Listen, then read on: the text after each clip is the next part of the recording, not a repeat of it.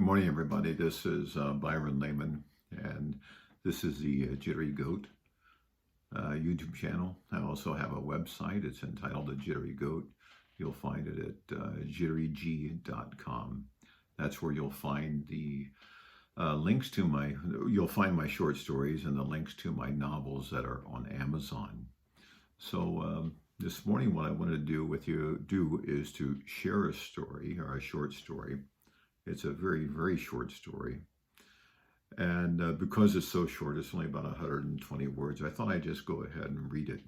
Now, what I'll do is after I'm done here, I'm going to put the link to that short story in the comments section. So my short story is called God and Secrets. And I think that the reason why I wrote that is I mentioned several episodes ago that I was involved. I had I was on WordPress website, and I was involved in what they call the daily prompt. And so I get a prompt 6 o'clock in the morning, and I would try to write something within an hour. And so I think that's where the short story came from. I don't remember what the prompt was, but anyway, I'm pretty sure that this came from one of those daily prompts. So here's a short story. It's called God and Secrets. It was one of those nights, a night for reflection, regret, and whiskey. Nights that we tell tales of lost loves, passions, and dreams. It is when the night goes on forever and the sun rises too early. Desperation fills the spaces between the stars. The stars are connected by a script that spells loneliness and emptiness. Two men sat at a table in a cabin in the woods in the middle of nowhere. Tell me a secret that no one else knows, Mel said. It will no longer be a secret, Nick said. God knows, Mel said, so tell me. God can keep a secret, Nick said. Then tell me, Mel said, and both God and I will know. Then let God tell you, Nick said. Well, that's the end of the story. So Mel is not going to tell his secrets. And whiskey sometimes will loosen a man's tongue, but there are some things that a man will not reveal. And that's fine. The deep secrets, and women too, as well. Sometimes people just have something they prefer not to reveal. I kind of call this thing whiskey nights. It's when two friends, they share a shot or two of whiskey, not to get drunk, because it's going to take them a couple hours just to drink a couple of ounces, but it's to relax them, and just enough to relax them so they can talk, to relax them so they won't lie. What they're really saying is like the truth really comes out, man's deepest thoughts. They don't have one often. Men don't share things like perhaps deep thoughts like women do. Now, I'm not advocating a drink. It's just two men talking, and liquor is just used to loosen them up a little bit. Now, is there a lesson in this?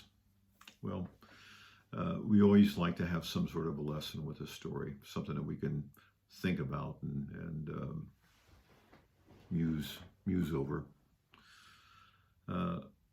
Sometimes secrets that we have are best left between you and God. No one else needs to know because no one else is affected. There's no potential harm done to anyone else. So sometimes just keeping things secret is the best thing to do. Oftentimes, what happens sometimes when we do something embarrassing that no one else sees? Sometimes we might hit our thumb with a hammer, and we look around even though the pain is there and you want to grab your thumb real quick, you're more concerned about who sees it than the actual pain. So you look around, hoping nobody sees it, and you address the issue, and then you go on. And you never tell anybody about it. So that sometimes happens. And so little things, emotional things happen in our life the same way. We just prefer not to tell anybody about it. And this is done in a very, very short story. And I sometimes think that sometimes a short story or a vignette or a slice of life or a flash fiction, this 120 or 22 words or whatever it is, I probably put more effort into those 120 words than I do in 120 words in any novel that I write. Because I read and reread, and I've read it again and so forth. I've thought about changes. I thought about adding this and taking that away. But sometimes I think, well, when I wrote that, I looked it over, I read it, wrote it with the best of intentions, and I think I'm just going to leave it the way it is. But there's a lot of effort put into that 120 words. And like I said, sometimes the shortest pieces are just in a few words. Think about this. Which poems do you remember? Likely it's a short poem.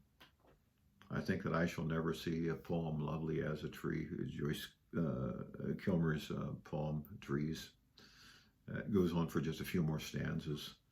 A great poem. Why do I remember it? Because I took time to read it. It was short. It's not like an epic poem, but I remember it. And I think short fiction can have the same effect. They're like a poem.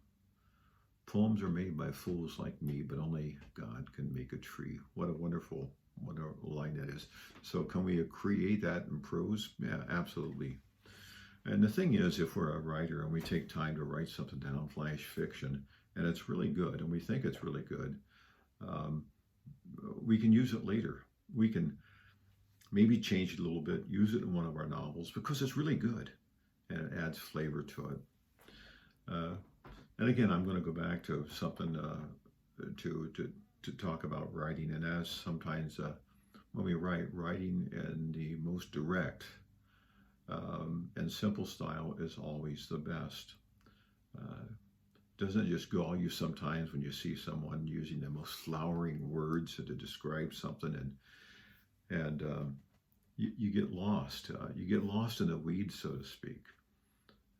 There's too many flowers. It's like a lawn that has, I think dandelions are beautiful.